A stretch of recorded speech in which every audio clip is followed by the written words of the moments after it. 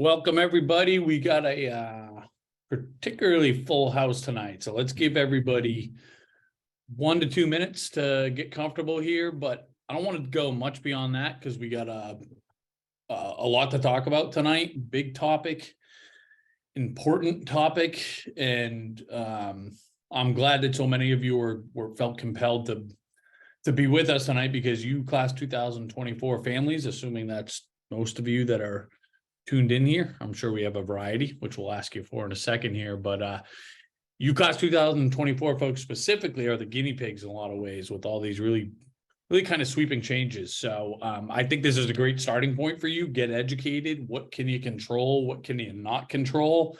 That's kind of what we're a big theme for us, right? Let's control the controllables. Let's understand what's going on, and then be strategic from there in terms of, again, what we can do about this. So we'll do intros in just a minute, but I guess in the meantime, we always like to just get started.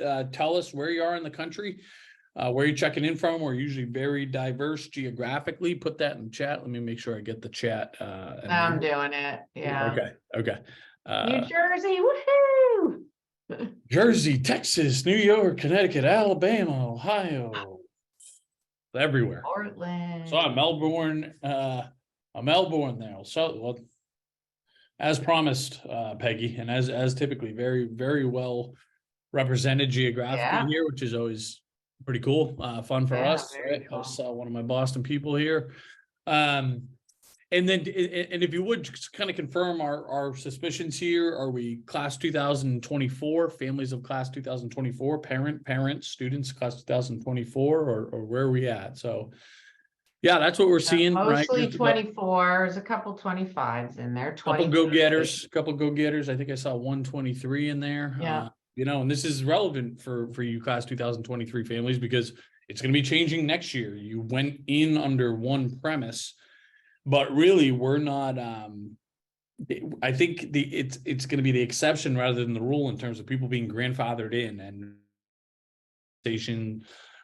conversations with colleges just last week, and really the consensus seems to be we're not going to nobody's grandfathered in here, so there could be some unpleasant surprises next year as we're going to learn about. Again, it's not all doom and gloom here. So quickly, my name is Matt Carpenter. I'm one of the founders at College Aid Pro. I'm here just north of Boston, and at our office in Salem, Massachusetts. I have been doing this. The class 2024 will be the 14th class that I've guided through this process. So I'd like to see, I like to think that I've seen most things, right? Of course, I'll always be surprised and I'll never see it all, but I have worked with just about every family dynamic you can imagine. I've worked with probably every college that you have heard of. Ones that you have heard of, I worked with many, many times over. So I consider myself qualified to kind of be the shepherd here, leading the pack of you all, right? Along with me, of course. Along with me, my co-pilot Peggy, if I could only finish, if I could only get the words out, of course. And you guys will see, fairly quickly, Peggy's the boss here, as much as I like to think otherwise. But anyways, it's what I know how to do. It's what I love to do. I kind of embrace this challenge of these FAFSA changes that are happening, because I want to be the one to, or my team, or we're the ones to figure out, okay, what does this mean? And then how do we coach these families that are going through this to make sure that we are taking advantage of the opportunities, and for the things that aren't good, these negative changes, again, what can we control, right? And you guys are doing the right thing here. It's all about getting educated, showing up, being engaged, figuring out what's going on, and making proactive decisions, right? Not being reactive to all this stuff. And that's our deal, right? We want you to enjoy the last year with your kids and not get too consumed with the stress and anxiety and noise and pressure that comes with this process. So that's what we're here to do, right? And I did tease the fact, for those of you that stayed live tonight, we're gonna have some really, I think, cool things that we always try to give we play favorites with those folks that show up live with us, and we're going to back that up again tonight as we typically do. But tonight, I think we have some especially cool kind of giveaways. So anyways, I've talked for too long here. I know we got a ton of stuff to cover, but this is my my partner in crime, the fairy godmother of financial aid, and Pig Keo, in addition to who I think is just one of the top subject matter experts on planet Earth around this stuff. Also has lived it and breathed it and been where you guys are, and sent her twins, off to college some years ago. So I think that's a great credential as well. So Peggy, I'll let you introduce yourself and we'll get cooking. Yeah, and I'm going to answer because we're getting this question. Yes, we're recording this, and tomorrow we will send you out the recording and the slides, so you can show it to your partner, your kids, if you missed something or you want to hear it again. So no concerns about that. Just another housekeeping. We love questions. That's why we're here. Please put your questions in the Q&A and we'll remind you. We ask you to put stuff in the chat, put in the chat, otherwise put in the Q&A. It's one place for us to look. Also, you can be anonymous. So if you want to be anonymous, you can. In the chat, you can't. So just put it in the Q&A. We'll remind you if you forget. So as Matt said, I'm Peg Keo. I have a financial background, used to be a financial advisor. I'm a planner at heart. When my kids hit high school, I started looking, not the saving for college, but how does this whole thing work? And as we all know, it's extremely complicated and it can create a lot of stress in your household. So I kind of did a shift about 10 years ago. And instead of focusing on comprehensive financial planning, I really got into this niche and started my own business. And then not 2 years yet, but almost 2 years ago, I joined CAP. I was looking for a team. I was looking for people to work with. It was a little lonely having my own business. So I've been doing this. It's what gets me out of bed. I love working with families. And as Matt said, if you are informed, you are so far ahead of the game and you can really be proactive and have a lot more power in this process and help navigate and set expectations for your kids, basically, which is huge because I went through this with 2 and I didn't have the stresses around money, and not that I had it all paid for. That's not my point, but I set expectations for my kids. So when there was a $70,000 more school, I could say, remember, talked about this and you've got other schools you like just as much. And so I didn't have some of the stuff that parents come to both Matt and I, saying, oh, my child, I'm a dream crusher, that kind of stuff.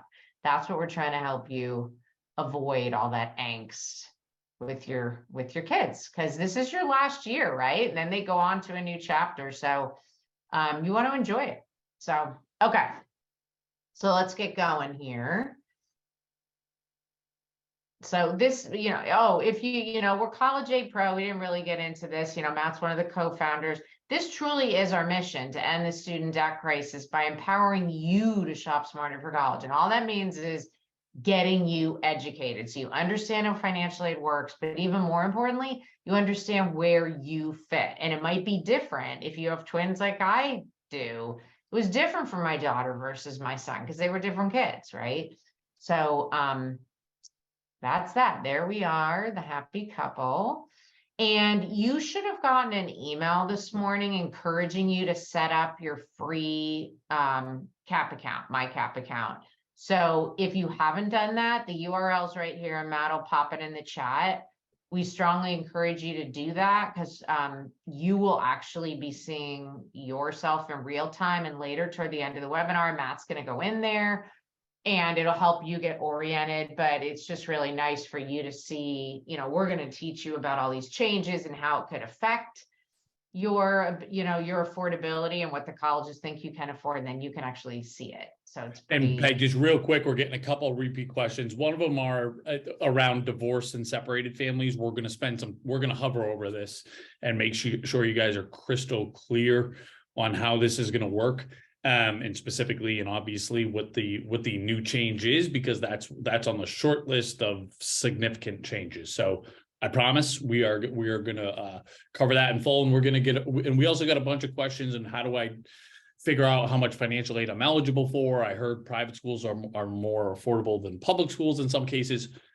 this is the slide. Go set up your account and you're going to find out in real time the answers to those exact questions. Are you specifically going to be eligible for financial aid? How much, at which colleges, are publics or privates going to be more affordable or expensive, et cetera. So anyways, that's timely.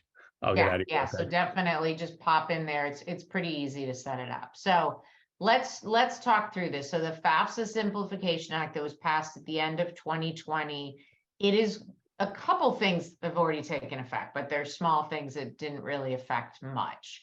The school year that matters is the 2024-2025 school year. So all of you that put in class of 2024, that's when your kids are going to school. So that's when this change is going to kick in. There were some 23s in there. You're going to have 1 year in the old system this coming year, and then you're going to kick over.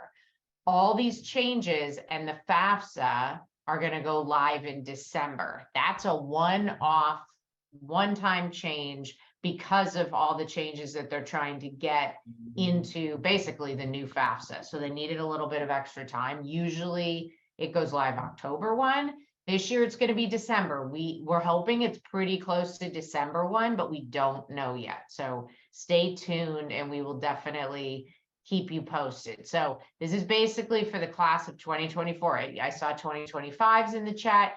This is going to be your new normal too. So as Matt said, for class of 2024, you guys are the guinea pigs, and just a bit of a news flash, it could be a little crazy when it goes live, right? Technology changes are usually not seamless. So you're just going to have to build up some patience to work through it and not get too stressed. So this is all going to be based on the 2022 tax year. All the questions about your income are going to be 2022. We'll go live in December. We've been talking to as many schools as we can, but current college students, there's nothing in the legislation that says, hey, your normal that you started with will continue. We'll see. Matt was just sharing with the team this morning that some schools might do that. Honestly, the colleges are figuring out how they're going to deal with this as well. And we're going to talk about CSS schools in a little bit, because it's a whole planning opportunity. So this is kind of, I'm not going to go through each one of these because we're going to hit all of them. But for people that like to have a list and like to have an agenda, know where we're going, this is for you. So, and if you're reviewing the deck later, because you're going to get the deck and the slides, then you'll have this as well. So that's just kind of a summary of what we're going to talk about.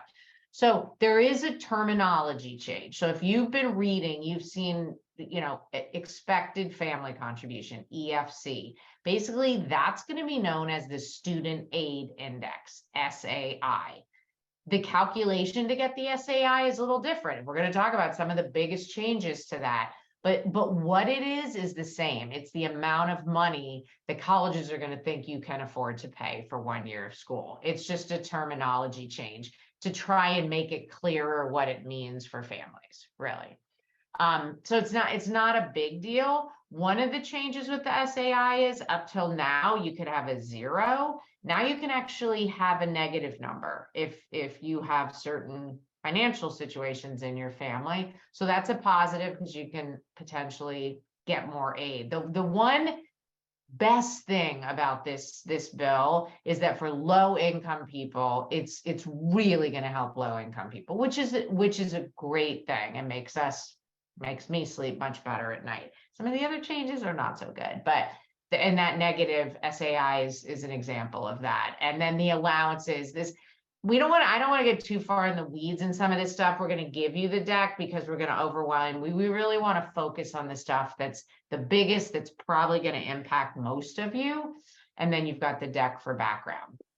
So it is called the FAFSA Simplification Act, and they are simplifying the form. It's going to go from, I don't know if this is exact 108 questions to 36, but it's going to go down considerably, right? 35, 36 questions. So that's a win for everybody. There's this concept of untaxed income in the financial aid world. And what that means is it's money that you're not paying taxes on to Uncle Sam, but in financial aid, the colleges say, yeah, that's nice, but we're going to add it back in. And so there's some significant changes that are happening here. You can see what we've listed here. These are the things that will continue to be added back in or are new and are going to be added back in. The biggest change here that affects most families is up until this 24-25 school year, if you were saving really considerably in your 401k, you were putting 25,000 a year in there, right out of your paycheck, that was added back to your income. And if you were both doing it, if you're married, that's $50,000 of income that goes into the equation that you don't have it because you're saving it for retirement. They took that away. So that's huge. So that will help a lot of people's SAIs to be lower, because, and I love that as a planner, because you're saving for retirement, which you need to do, but it's not hurting you in financial aid. That's a big one. There's also cash support, and I'm going to hit that in a few minutes, that the student gets is not going to hurt the family and the student in the calculation, and child support is going to change as well. So these are positive things. All these things on this slide are not going to be part of the equation to calculate your SAI. So what is this whole cash support and money paid on students' behalf? The biggest one here is grandparents, or it could be an uncle or whomever, who's not part of the nuclear family, who may have a 529 or may just say, hey, I want to help to the tune of $10,000 a year. In the past, that was something that was reported and it was considered income to the student, which is assessed at 50%. So it raised the SAI. That is no longer happening. Divorced families and separated, that we'll talk about in a minute, they only look at one parent. If the other parent helped, that was considered untaxed income, and that is all going away. So that's a huge positive for two-family households, and also for all of you that have grandparents or an outside person who wants to help your student. It won't hurt you.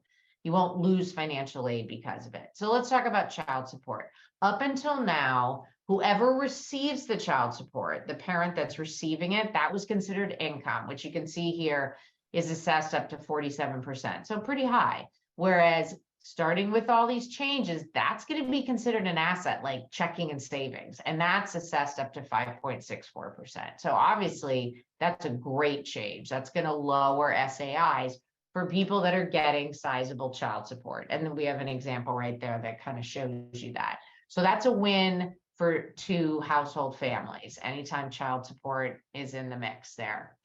Cost of attendance. So this is that full sticker price, and here's all the pieces of it: tuition, fees, room and board, books, transportation, and personal expenses. The colleges are going to be forced to be more transparent. They are going to be required to list those line items. And for me, that's huge, because sometimes you have to go hunting to find it. We have it in our tool in CAP, so you'll be able to, you won't have to hunt. Well, actually, I don't know if we have the full cost of attendance. We don't have the breakdown. That's coming in our V2, but we have the full cost of attendance in there. It is in some parts of the platform, but yeah, I think, yeah, but it's going to be on websites and more transparent. So anytime you have more information at your fingertips that's easy to find, that's a win for you guys.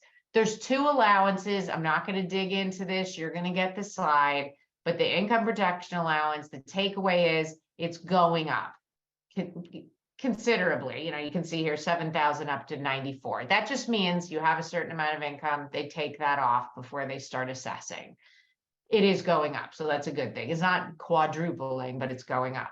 They do the same thing with your assets, your non-retirement assets, but that is basically not changing and is diminishing. So Congress didn't even address the asset protection allowance at all. So not a change, not a win in any way. Okay, you want to take over here, Matt? yeah. So this is if this isn't the biggest change, it's on the short list, right? And you know, a couple of things to talk through here, right? And I guess in terms of where I want to start, and I forget what the next slide is, Peggy, but I think it's more important to really talk through it. I think I went too far. There we go. That one. So the deal here is that if a college only requires the FAFSA to apply for financial aid, only one household is completing the FAFSA. Okay, so even if you are a divorced or separated, you know, two household family, only one household is going to be completing the FAFSA.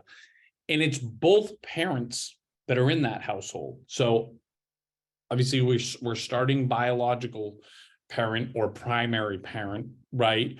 But if that parent is remarried, then their spouse is considered, fair game, for lack of a better term, in the calculation as well. So it's that their combined income and assets that go on and are included in the federal calculation on the FAFSA. Okay. And you can probably skip right through, Peggy, to what the new rule is, and I'll quickly talk about, and you can keep it here, but I'll quickly talk about the fact for many of you that are, for a percentage of you that completed the FAFSA this year, because I saw there was a handful of 2023 folks. If you were a divorced or separated family who completed the FAFSA, was wherever your student lives the most, literally where they sleep more days out of our 365 days a year. That's who, again, past tense, used to complete the FAFSA, right? Going through this year, through the class 2023, doesn't matter who claims them as an exemption, doesn't matter who makes more or less money, where's the student sleep? That's gone. That's yesterday's news. Now, what the federal government wants to do is they want the Department of Education, they want the parent that provides the most financial support to be the one that completes the FAFSA. Okay. Or that household is going to be the one that completes the FAFSA. Again, now it doesn't matter who claims a student as a exemption on tax returns. It doesn't matter what your divorce agreement says around who should provide the most financial support. All of those things that you would think might be relevant factors here, they're not. Who provides the most financial support is the only determining factor in which household, okay, so parent or parents should complete the FAFSA. There's a couple things to talk about here, okay? I think, in my opinion, and to zoom out even a little bit more, I don't want to get too soapboxy, but just so you understand what our, and I guess I'm specifically speaking for myself here, now that I've got to stare at these FAFSA changes for a fair amount of time, it's pretty clear to me why some of these decisions were made by the Department of Education. Listen, Peg talked about some of the positives, the biggest one being that the folks that need the most help for college are getting more help. Universally, we're in agreement. That's a great thing. We're celebrating that. But where's that money coming from? It's not coming from the federal government, is the decision they made. And basically what they're doing here is they're robbing Peter to pay Paul, right? They're going to say, well, who's going to pay more? Who's going to fund these additional dollars that are going here? It's going to be divorced and separated families. It's going to be families with multiple kids in college at once, which we'll get to. It's going to be small business owners. Okay. And those are kind of the three big buckets that are going to fund this program, because their theory is that the family the household that provides the most financial support is going to be the one that is going to give that family the highest SAI or EFC, therefore the lowest need-based financial aid eligibility. So they're going to be paying more money for college, right? They're going to be eligible for less federal dollars. Okay. These divorced and separated families. But this is where I want you guys to be really strategic. Okay. Because obviously no one household and divorced and separated household is created alike, but I've had a lot of conversations with families that fit somewhere in this bucket. And I asked the question point blank, well, who provides the most financial support? The most popular response is, well, geez, I don't know. Because, this person pays child support, $1,000 a month or whatever that number might be. But this person, they pay for the mortgage. That's where the student lives. They end up paying for all the clubs. And they're the one that are giving the spending money, and they're paying the groceries, blah, blah, blah. It's not obvious. It's not crystal clear. If you are one of these families that fits into this gray area for who provides the most financial support, use that gray area to your advantage. Be strategic. See to it that the household that provides the lowest income, or I'm sorry, the household that has the lower income, the lower assets, the one that's going to give you the lower SAI, see to it that that family provides the most financial support to the student during this calendar year here. So that's, I think, an opportunity. I think there's an opportunity. Now, some households, there is no gray area. It's very clear that that household provides the most financial support. That's the rule. And we got to follow, it, right? We, kind of like it or not. But Yeah, somebody wrote in and said, well, we're truly 50-50. Well, figure out who's more advantageous from a standpoint of financial aid, and then pay more than maybe you would. So you're following the rules and you're maximizing your financial aid. That's where having this understanding allows you to plan ahead, follow the rules, and potentially get more or get financial aid, whereas with the other scenario you wouldn't get any. Exactly. So I've been very waffling on the fence. Is this good, bad, and different, right? But I think there's some positives and there's some negatives. I think it's going to cause for more confusion.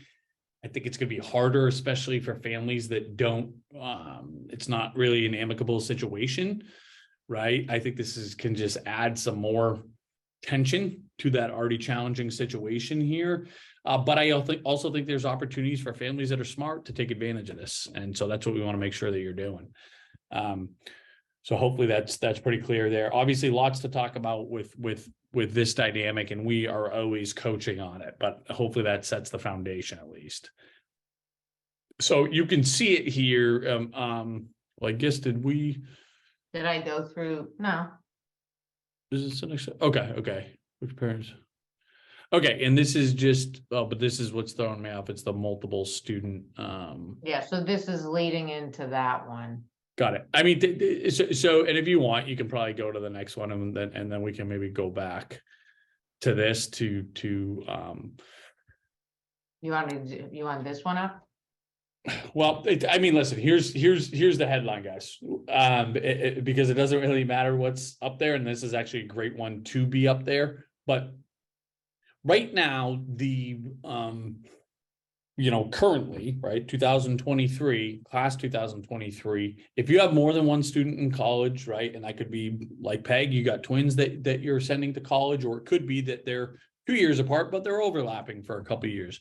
If you have more than one kid in school, the formula accounts for that, right? And you get a break, which basically chops your EFC in half or SAI in half and assigns it to each of your kids, right? If you have more than one kid, that is going away. One of these rule changes, I think the most ludicrous one, okay, is getting rid of the sibling discount. And effectively, for a meaningful percentage of families, this means the cost of college is going to double if you have more than one kid in school at once, right? It's insane. Again, I won't get soapboxy. I will just kind of get down to brass tacks. We're trying not to just take this on the chin here. We're trying to do something about it. Please help us, help yourselves, help us. Pegwood can put this link in the chat. You can scan your right now just with the QR code, whether you're on your phone or you're watching on at home on your desktop or whatever.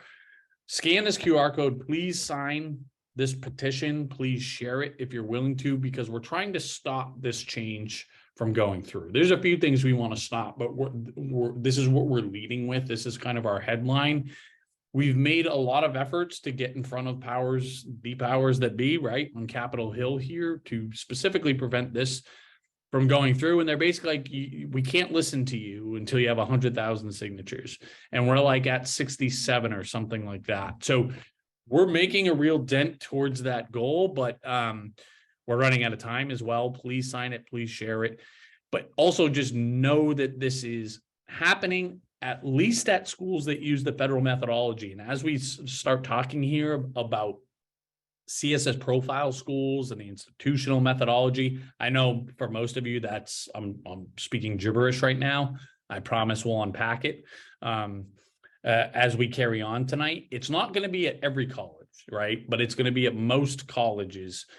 This rule change is going to be a thing and be a really bad thing. I think, again, for you families that fit into this category somewhere. So hopefully that's clear. We at least want you to get you coached up on it, but that's, I guess, an FYI. So obviously there's a laundry list of changes here, and we do our best between, making sure we're focused on what we consider to be the headlines and are really going to be impactful. Everybody's going to get the slides, everybody's going to get the recording, so you can go through the fine print. But what we want to highlight here, and I think what's not getting enough press, none of this stuff is getting enough press, but specifically this rule around small business owners. Okay, right now, if you are a business owner, regardless of how you're structured, right? If it's if you're an S corp, a C corp, a partnership, single LLC, doesn't matter. Okay, if you're a business owner and you have less than 100 employees, nothing to do with your business goes on the FAFSA in terms of assets, right? They're going to look at your income that flows through to your personal tax return, but nothing to do with the assets or the valuation of your business goes on the FAFSA. Again, that's going away. So now this exclusion for small businesses, which was really generous, up to 100 employees, right, is going from that 100 cap down to 0. Right. So, this is something that literally impacts every single business owner now. Okay. And they're going to be asking you on the FAFSA to list the net worth or value and assets of your business. This isn't a blanket recommendation. Obviously, we can't make blanket recommendations when we're talking to a group of people. Obviously, we work with a ton of business owners and we can make firm recommendations when we do it in a one-on-one capacity. But usually we help lead them to a lower to 0 valuation, right? Like a lot of businesses, even if you're successful, if you walk away from your business tomorrow, there is no value, right? And again, that's not everybody, but it's relatively easy to get that number down to a very low number, if not 0, that you can justify. Because obviously any number with some, and again, we're talking about the net number too, so don't forget about your liabilities and things like this when you have to answer that question. Okay, so it's more of a theme, and again, I want you to start thinking strategically, and obviously we'll talk when we wrap tonight about how you guys can collaborate with us in a more one-on-one capacity. But that's kind of a couple of my takeaways for business owners. You can go ahead, Peggy. I know they're keeping you busy there. Yeah, and then again, is some more specifics in terms of how the Pell Grant program. Yeah, because I've gotten a few questions from parents, so this will give you a little bit more data. And somebody was asking me, I don't have these tables committed to memory, so I can't tell you exactly, but there's a lot of information out there about it, and this is kind of getting you in the weeds a little more. So you'll have the deck on that. So. Oh, Peggy, can I say this part? Yes, you can. Okay, so this is Peg's favorite slide that she always brags about. I don't brag talks about at cocktail parties and stuff. Oh yeah. She always likes to say that the FAFSA is just the, wait for it, is just the tip of the iceberg, right? Which leads us to the CSS profile. Peggy, go ahead, take it away. All right, and I've already put that, I was just writing it in a question. So it's all about planning opportunities. So if you're new to this, you might be like, what is the CSS profile? It's basically a second form that probably, I would guess, a lot of your kids that are on this webinar, we have a lot of people live tonight, you're going to be looking at some schools that require this form too. So they will not. And I will say, Peggy, we did confirm that most NSHSS members will apply to at least one CSS profile school, yeah, right? That's what I'm not surprised, right? So this is very relevant. So it's kind of changing the planning because these schools have a different, it's called the institutional methodology. So they have a different way of calculating the SAI. They don't have to follow the federal mandate because they give out their endowment money, which is the best source of you guys lowering your cost, your net cost. They use this other methodology, and the way they currently do it, I was just writing a woman who said she has twins like I do. They reduce the EFC/SAI by 30 to 40%. And what we're hearing behind the scenes is they're going to continue to do that most likely. So a school that might be cheaper for you now, if you're starting 23, 24, once these rules go into play and you lose that 50% discount, it could be a completely different ball game. So you really want to think about this as a 4-year expense, and hopefully only 4 years. Don't just do it in a silo. The colleges love to give you your award. They don't want you to think about what is this times another 3, adding 3 more years in, but you got to think about it that way. So you might have 1 year that's not as good, that's a certain way, but then it could get much better. So just keep that in mind. And there's an example here, right? So if you have multiples in school, that's a key takeaway for you. Make sure you're comparing CSS Profile schools with the FAFSA schools. And we have this discount built into the tool that you're setting up your free account in. So we know the first year you're going to get the discount, but you're not at a lot of schools for year 2, 3, and 4. Okay, so this is a biggie. Big difference between these schools. Other things, just high level with the CSS Profile, if this is all new to you, they look at the home you live in, the equity in your home. That means the market value minus any liabilities, a HELOC, your main mortgage. And some of them have the audacity to look at all of your equity as just a liquid asset, as if it were sitting in a savings account, right? Which is ridiculous, but some of them do. So that's something to keep in mind. They've always looked at your business, right? They get in the weeds on your business. So Matt just talked about that the valuation of your business is on the table with the FAFSA. That's always been the case with the CSS. So that kind of, zeroes them out in a way. And then they've always asked about the non-custodial parent. So some schools don't look at the non-custodial parent, but most of them do. Whereas that's a perk of the FAFSA, right? We've talked about who that parent's going to be.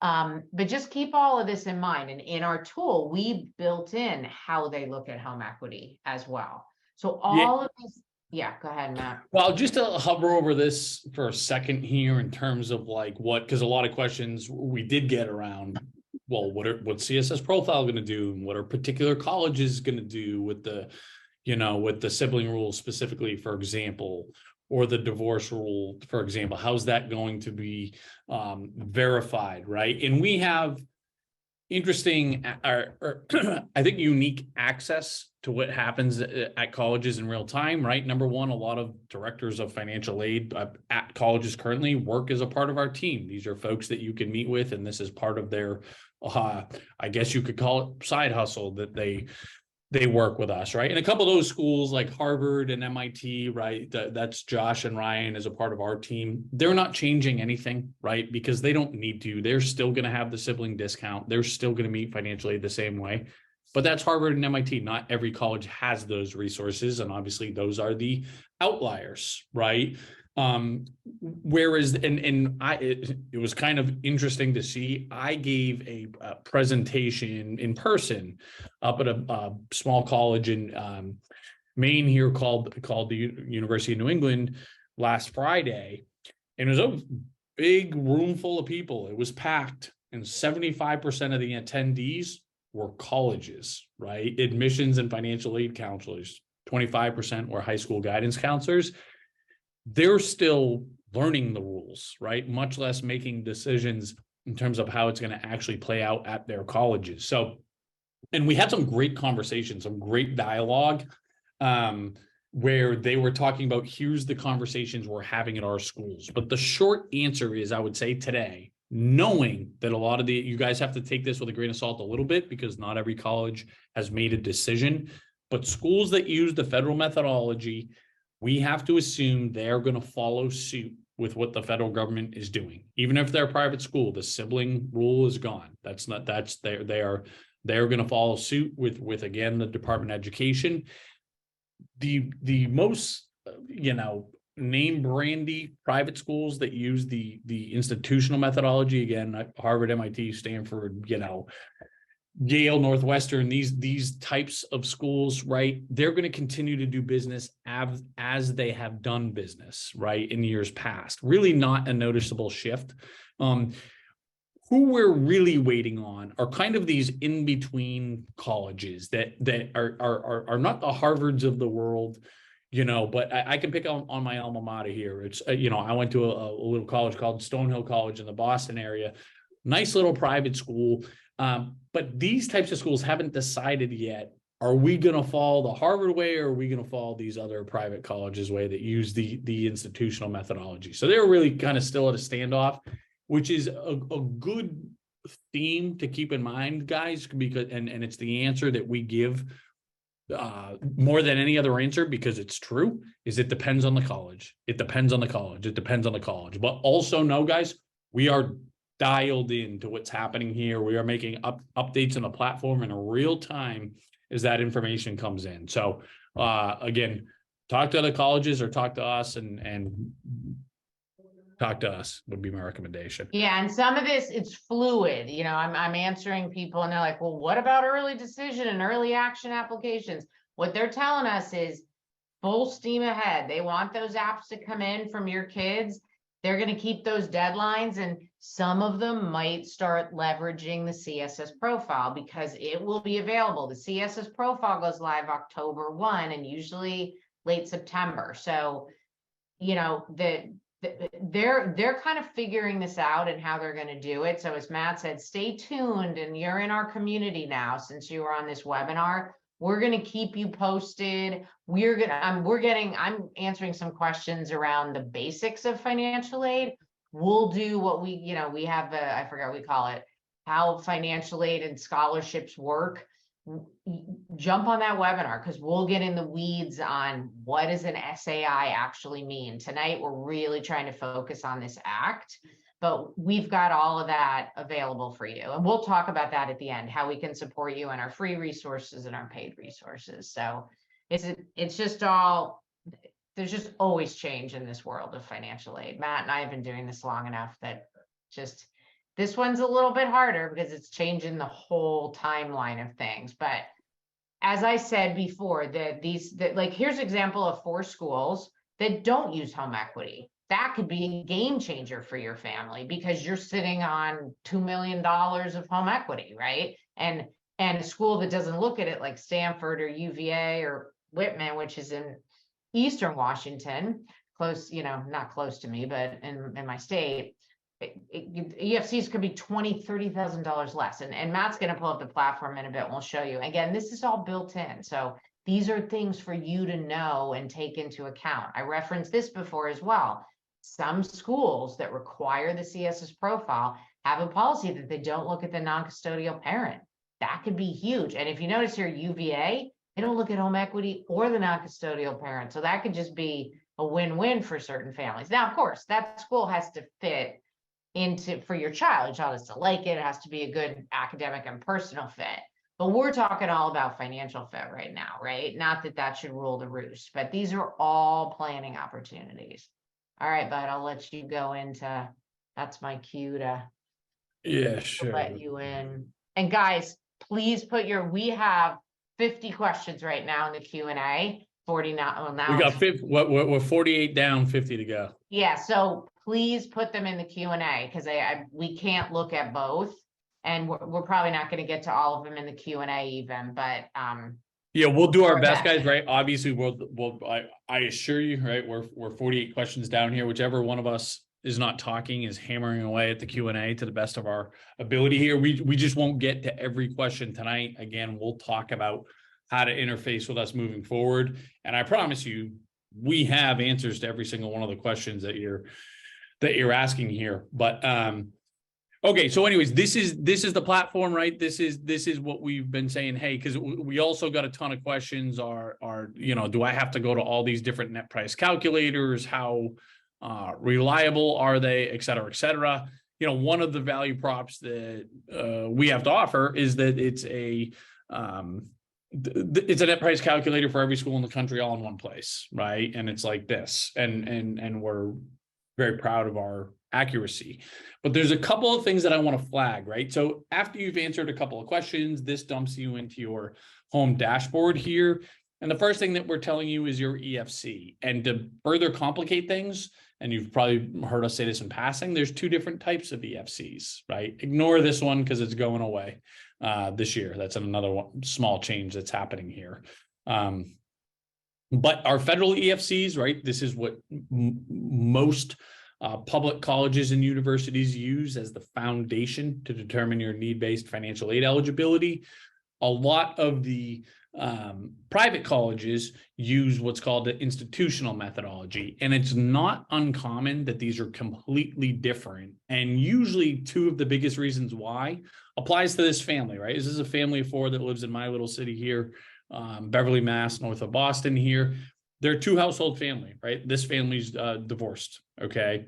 And the parent that's completing the FAFSA, right, is also a homeowner. So the EFC is way higher, right? Because at schools that use this institutional methodology, these colleges are looking at both households. It doesn't really matter who provides most financial support, who the student lives with.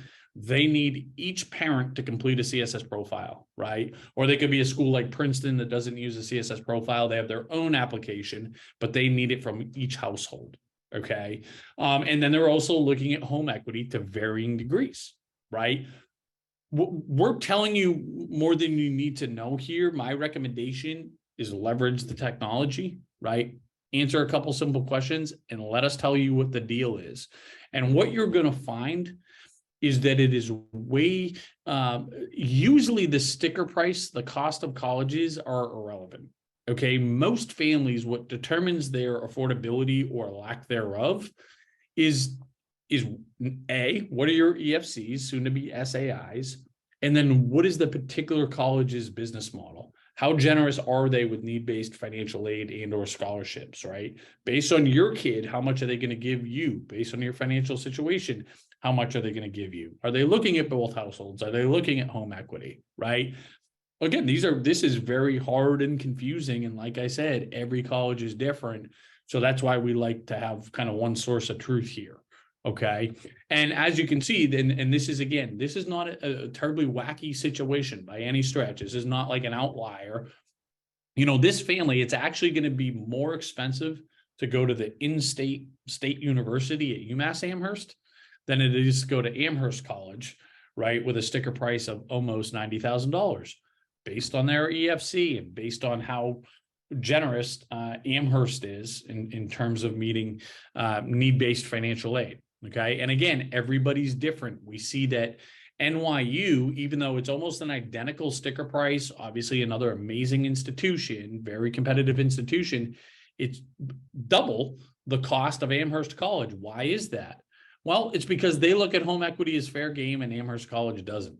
Right. So it's these type of intricacies that are all built in there. But I want you, again, I want you to focus on how is this going to play out for your family. That's the point here. But let's look at a college or two. Just put in the chat, some of the colleges that you guys have toured or are definitely applying to, or it's a top choice. Maybe it's your alma mater as a parent.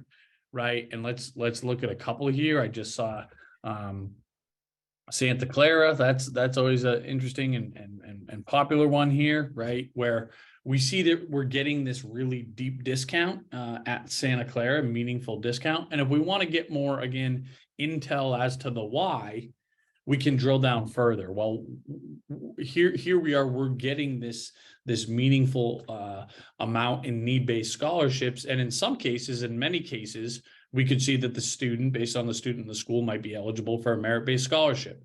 And then for every college in the country, we have every scholarship that they offer, the qualifications for each. And again, we're really good at telling you, well, what are you going to get?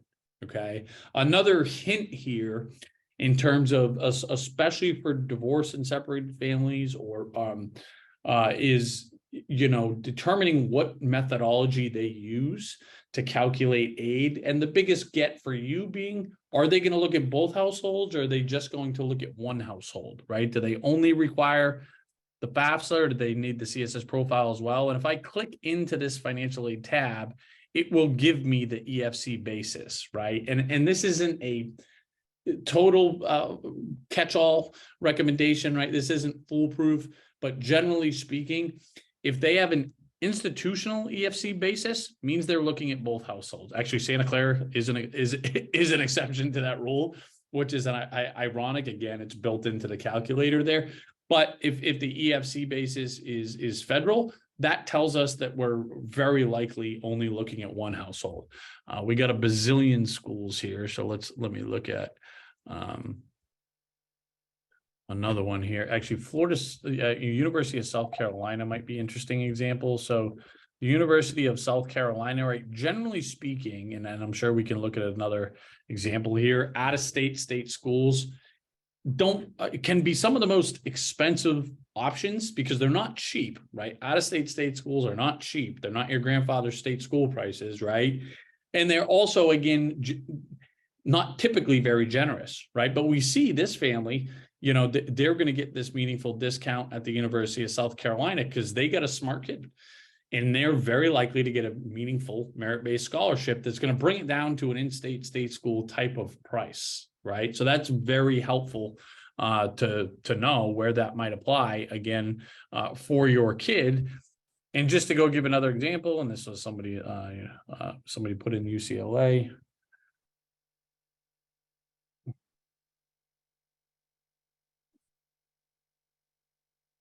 Yeah, okay. You know, we're not seeing a discount, right? We're paying full sticker price again, because they're and it's an expensive school. They're not cheap, especially for out of state. UCs in general end up being some of the most expensive countries for or expensive colleges for lots of families because they're really expensive and it's really hard to get a meaningful discount there, especially if we're out of state, right? So this is what I would expect, right? Usually anytime a family's talking to us, what am I going to pay at UCLA, especially if we're out of state, even if you got a wildly talented kid, you're probably paying full rack rate, right? That's just kind of the deal there. But hopefully that gives you some variety and again, an understanding of it. This is usually how it goes, guys. We have all these different ways that it's going to play out based on, number one, you know, your family's financial situation, number two, the student, and then number three, the colleges themselves and how they do business. And obviously it's all about how do we find the right kid or the right fit for our kid and have this be an affordable operation for all of us, right? I mean, in its simplest terms, we're always like, you know, the goal is let's go find a college that's going to be an unbelievable fit for your kid, and they're going to go have an amazing experience and graduate with all these great opportunities. But we can do that in such a way that they're not starting their lives in with an unreasonable amount of debt, and we have some pretty strict parameters to define that. And parents get to retire someday, right? Like that's what we're trying to do here. Even though this is really scary and some of these FAFSA changes stink, I'm incredibly bullish that scenario that I just outlined is possible for every single person on this call, right? If you don't have any resources, or if you have a ton of resources, those two pockets, I think, and sometimes are almost the easiest for us to coach folks up on. You have a really clear path to making this affordable. It's those folks in the middle that I think have the hardest challenge, right? Or I'm not eligible for a ton of need-based financial aid, but I can't pay 90 grand a year for college times 4 years times 3 kids or whatever. But again, even if that sounds like, whoa, you're talking to me, I promise there's an affordable path here. There's a winning formula. So I appreciate the participation. We got tons of recommendations for schools, but that's a great part about having the platform yourselves. You guys just go plug in, you know, whatever schools you're talking about at home, and we can go from there. And and let me, you know, a lot of people have, I'm just going to wrap up here and then turn it back to Matt. A lot of questions about, oh, how's it going to work with early decision? We don't know exactly, right? Typically, early decision deadlines for the FAFSA are November 1 or November 15th, right? It's not even going to be existing yet, right? So they might use the CSS. They're going to figure it out. You're going to follow their lead. Don't stress about it. You don't have to figure all this out. The colleges do, right? But be on top of what's coming out from the colleges and watch what we share. I mean, we're not going to know what every out of the 3,000 schools in the country, what every one of these FAFSA only schools is going to do, but they're going to start figuring it out, and they're going to want you to know, because if you don't submit it, you don't, they want to get your child, they still want to discount the cost of college, because that's what they've always been doing, and they're competing with their peer colleges, right? So they're businesses, they're nonprofits, but they're big businesses. So they're going to have to figure this out. But make sure if the admission deadlines stay the same, get that in and make your deadlines for early decision or early action, because early action is also an earlier deadline.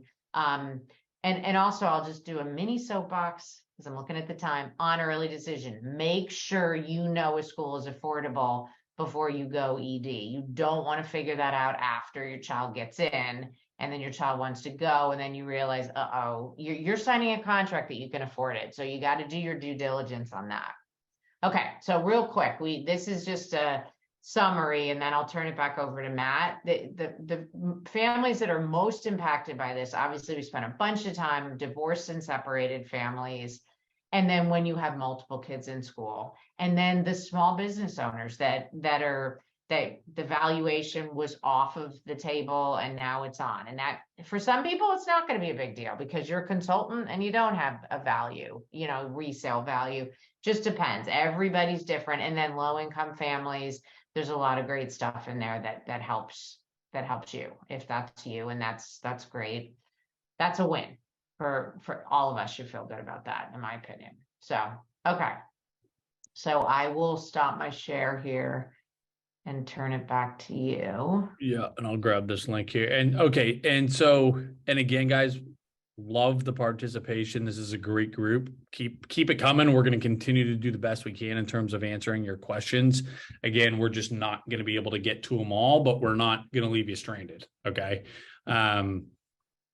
Let's see, how do I send this to? Okay. So I just put this link in the chat here so you can have access to it. But this is in terms of a go forward plan for each of you and for us or whatever.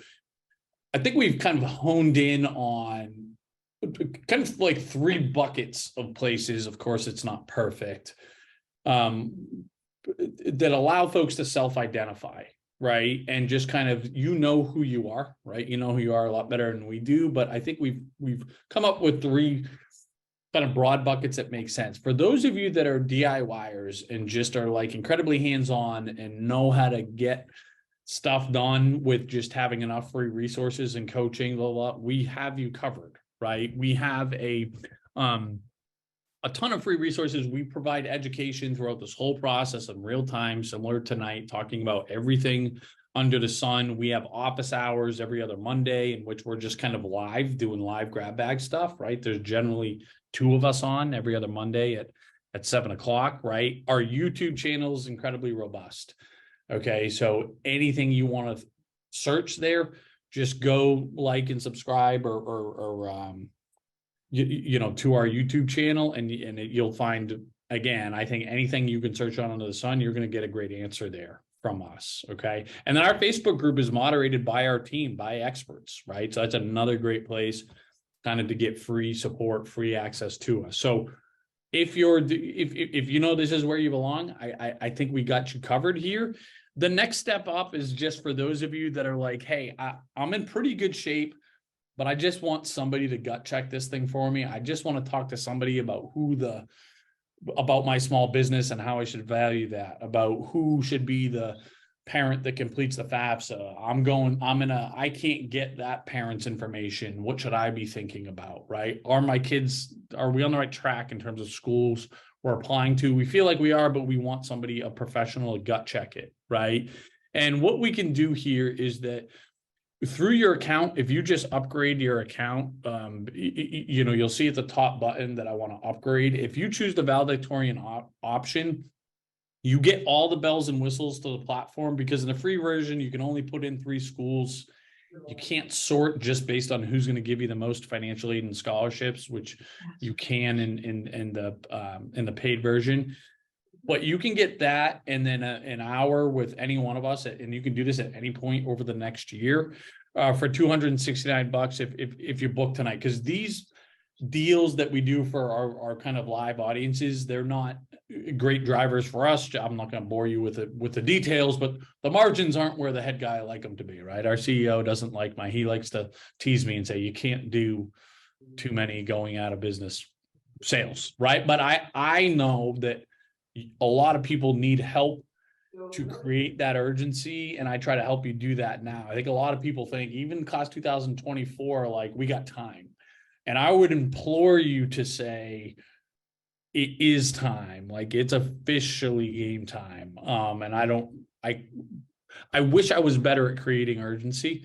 And so this is one of the ways that we've just, I hope, been able to do that. So again, and for those of you, these expire tonight, right? You'll see you have to make a decision by 9 Eastern time tonight, and we can only do 10 of them if you want to book an hour, right? So there is some urgency here. And then kind of the third bucket that we find are people, we call these packages that we call our wake me when it's over packages, kind of like, Jesus, take the wheel. I don't know what I'm doing. My kids don't know what they're doing. We need somebody to guide us, unlimited one-on-one from now until we're moved into our dorm.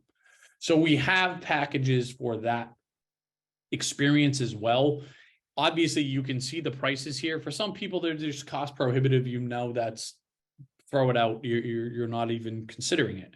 For those of you that are, again, I would urge you to, for a couple of reasons. Obviously, this is about as low as we discount, period. And we're going up in prices July 1st. So you have some time here, but especially if you want to stay at our current rates plus this discount, there's some urgency for you. And we're only going to do 5 of these tonight. The first 5 that purchase will get this deal. And after that, we just have to do our standard pricing. And the other big reason for that is this is such a high touch service from our standpoint that our experts that service these families can only have a limited roster, right? And we're kind of approaching our bandwidth there, kind of our threshold. We're going to try to see if we can make the team a little bit bigger, but as of today, we're getting close to that. So that's why, again, we kind of have to, from our standpoint, kind of close out this class 2024. So, and there's 3 different ways that we do it, right? And there's a service that just focuses on the financial aid piece, right? Completing the FAFSA, completing the CSS profile, being hands-on with appealing from these colleges, helping you put your list of schools together with that kind of cost emphasis in mind, and then showing you how to pay the bill, right? And then there's the admissions piece, where this I more think of as our experts working with your kids, holding them accountable, making sure they're nailing their essay, nailing their common app. If they're going to interview, which we want you to, that they're coached up on how that should work, and kind of that whole piece, right? So I think the financial aid's more parent focused, the admissions is more student focused, and then there's the combo, right? That's really both, which I think, although it's quite expensive, is just the best value. It's a $7,000 value that you're getting at $4,500, right? And you're getting the full kind of financial aid piece of the puzzle combined with the admission side. So you really have 2 experts that are guiding your family through this process, again, with the different focuses there. So again, we can't do. We got to kind of cap these at 5 for tonight, right? It's not like we're going to. Certainly there'll be another opportunity to if it's just too much of a leap to do tonight, which of course we understand, especially if you that have just met us an hour ago.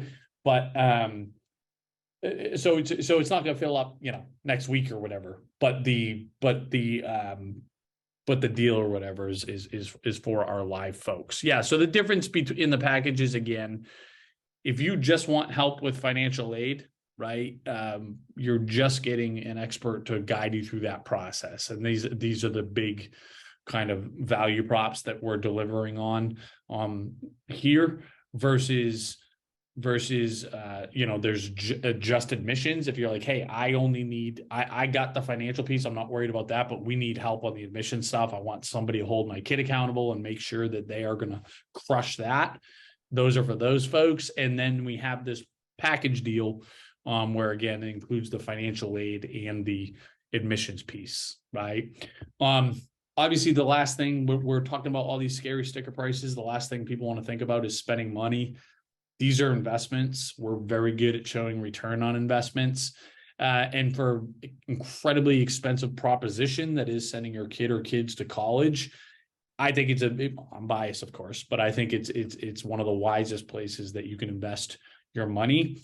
At a minimum, again, and I know I'm not talking to everybody, you free resource folks know who you are, and hopefully you're off and running with what we have to offer here. But somebody that wants at least some additional support, at a minimum, I would encourage you to do this. I mean, you're not going to kick yourself for that. I feel very confident in that.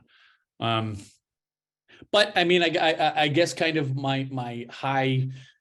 We'll kind of stick around for a few more questions, but Peg and I's goal is always our main get is that you guys have to stay engaged in some capacity, whatever that is for you. Don't just like take this tonight and go put your head back in the sand or whatever, or just be like, oh my God, that's just too much. That's not the strategy here. That's not what makes winning outcomes. Stay engaged in some capacity, right? Like we said, we're here to lead you. We love to lead everybody. We have this incredible team that we get to leverage, right? One another and collaborate to help you guys have great outcomes, right? That's what we do.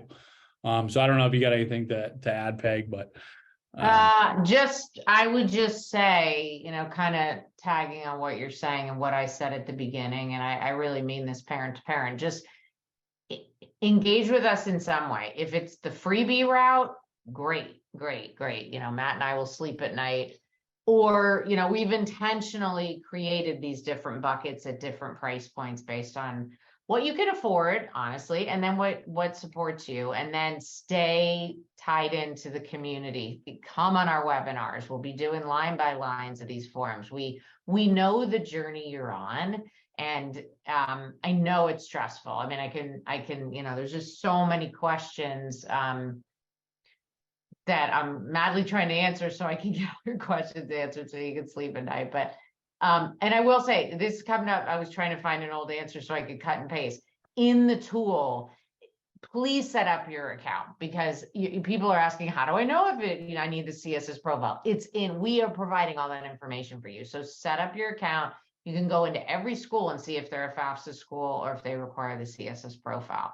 Sorry, Peggy, we're getting a lot of confusion around this for some. So for the folks that want to purchase the Wake Me packages, yeah, thanks for flagging this because I didn't see it. But you can only upgrade through this link, which I just put in the chat again. Let me make sure that I put it in the chat again, because maybe I did not. Yeah, I did. And through one of these links, right? So you can't do this. If you want one of our Wake Me When It's Over packages, you have to do that through this link, right? And you can choose any of the three here and obviously use your coupon codes. You can't upgrade to this service through the platform. The only service you can upgrade through the platform is access to the whole thing, or booking the And did you show them how to do that where you click? Yeah, let me just do that quickly. Is that you'll just click, so I got to get my Zoom out of the way here. For those of you that are just on the free version, it'll say upgrade up here. And once you hit that, it'll say, do you want to do Scholar or valedictorian? Scholar will get you access to all the bells and whistles in the platform for the year for $149 minus the 20%, whatever that is.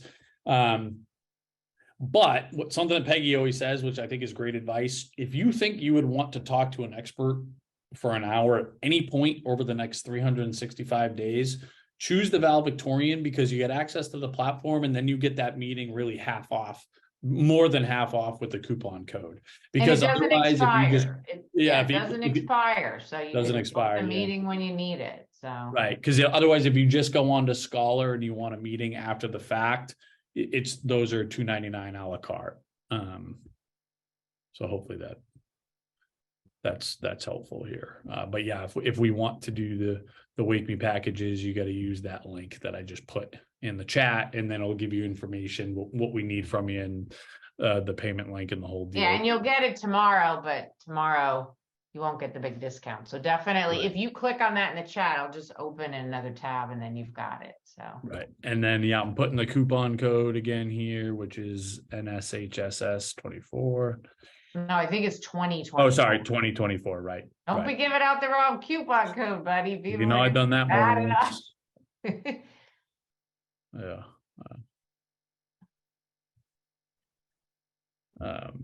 Okay. Okay. So yeah, and I totally get it, guys. Right? There's no one to talk to tonight or after business hours. But if I and we guys, we understand if that you all just met us again, or some of you met us an hour ago, and it's going to be too big of a leap to use some of these packages. Just write into support tomorrow. You'll see. We got an unbelievable team. They'll answer any questions you have, and you know, those you have to talk to your spouses and stuff like that. You know, they'll still be there, right? Obviously, it's not going to be the same discount as tonight, but we're still going to deliver. That's still going to be a great investment, and we're still going to show you a return on it. Peggy, any parting words here, buddy? Yeah, just stay engaged, and thanks for being so engaged tonight. Yeah, appreciate it. Hopefully, this is the first of many that for those of you that are new, like it or not, Peggy and I aren't going anywhere until they kick us out. That's it. Good night, everybody. All right, have a good night, everybody. Bye-bye.